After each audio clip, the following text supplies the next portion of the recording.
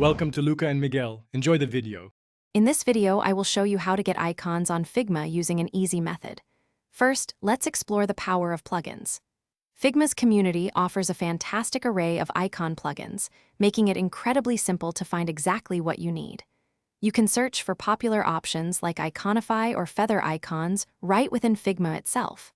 Once you find one you like, installing it is a breeze, usually just one click, and it's ready to go. Now that you have a plugin installed, let's put it to use. Navigate to the Plugins menu in Figma and select your chosen icon tool. You'll then be presented with a vast collection, often thousands of icons, to explore. You can easily browse through categories or use the search bar to pinpoint a specific icon. Once you've found the perfect one, simply click on it, and it will instantly appear on your design canvas, ready for use. One of the best things about importing icons this way is their flexibility. Since they arrive as vector shapes, you have complete control over their appearance.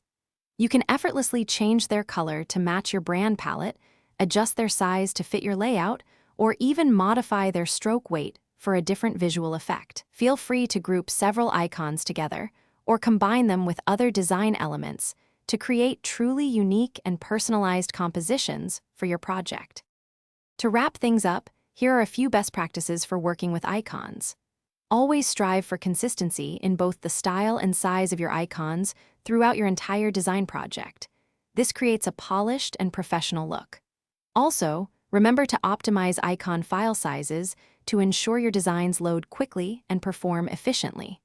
Finally, for a truly distinctive brand identity, consider designing a few custom icons yourself. It adds a unique touch that sets your work apart.